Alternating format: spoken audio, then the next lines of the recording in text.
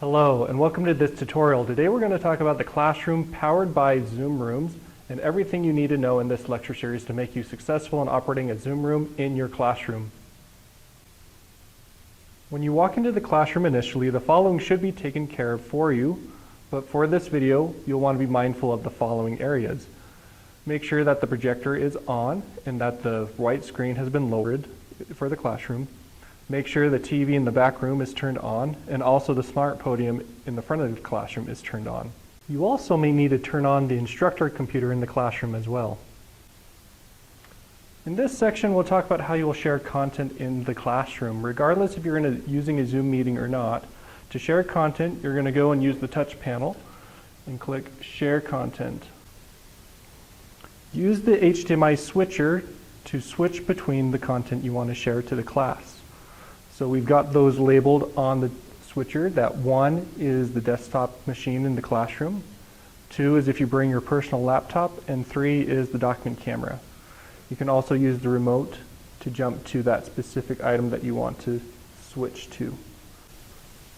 Alternatively, if you're in a Zoom meeting and need to share content, you'll go ahead and click the Share Content button and then scroll down to the Use Desktop, Laptop, or Doc Cam and click Share to Meeting.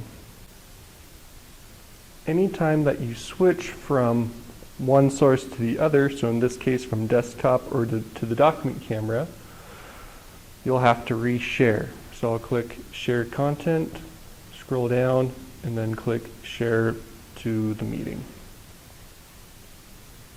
To utilize the interactive whiteboard, grab the stylus and select Whiteboard on the touch screen. The interactive whiteboard allows you to write on the smart podium and have it be projected to the classroom on the projector and also students in the Zoom meeting. You've got tools such as the pen tool, the erase tool. You can change the color to one of these available options. You can also change the width of the tool. If you're doing shapes, you can turn that on and it will convert your drawing into a shape.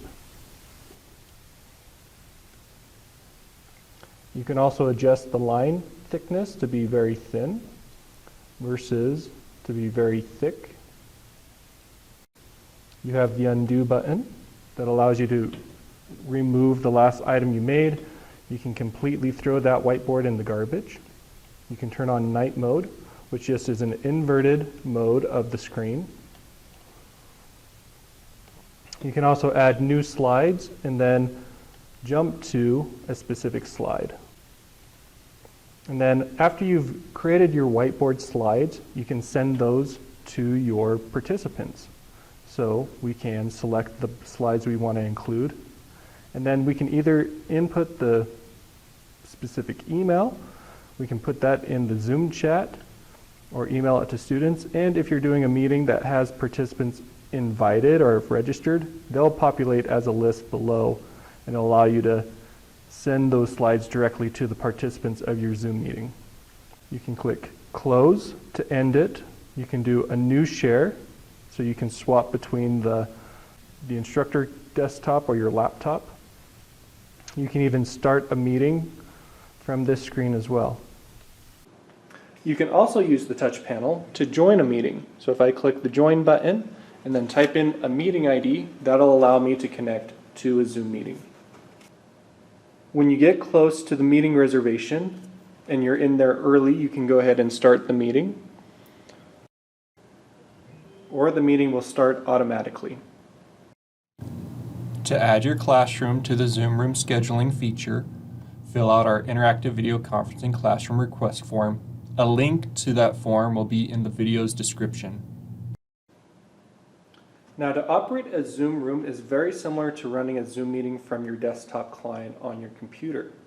You have the 3 main buttons to mute your audio, to stop or start your camera, or to share content.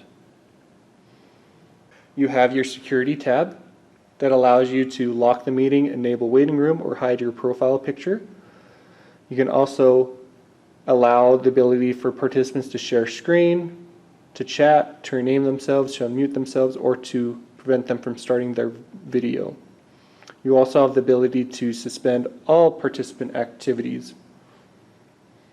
Here we have the view, where you can change whether you're using speaker view or gallery view.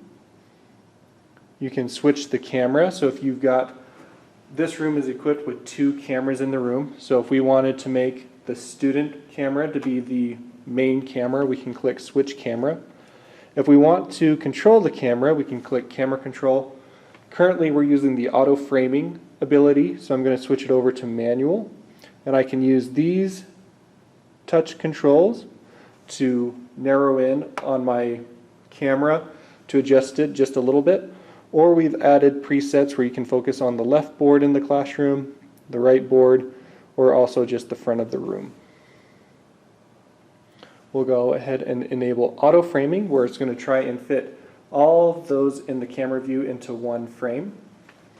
I can also switch to student camera, and I can modify and adjust where it is looking, and we've got left view, or the left view of students, the middle view, and the right view. We can also turn on auto framing for the student camera as well. You can view your list of participants. So because we're using multi-camera stream, we're actually showing both the instructor view and the student view. So both of those apply as participants. You'll also see all the other participants in your class. You can also use the invite to email specific users the meeting credentials.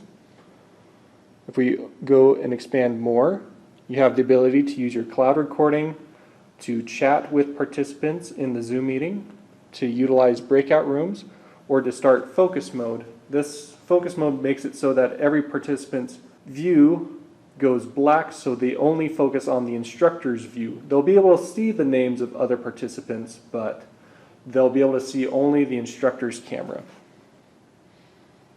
You can also control the audio in the room, and then you can also click the red button to end the meeting. Here we have, under the green shield, you can pull up the meeting credentials. And we also have the settings over here to double check some settings. For the most part, you won't need to modify. These will be preset. And then we'll go ahead and end the Zoom meeting. In the middle of the Zoom meeting, you'll be able to use the Farsight TV to see your Zoom participants. And then on the smart podium in the front of the room, you'll be able to see the projector view. Students in the classroom will be able to use the projector to be able to see the participants or the shared content. If you have any questions about the Zoom Room Classroom or would like to see a demo, feel free to contact the ITRC.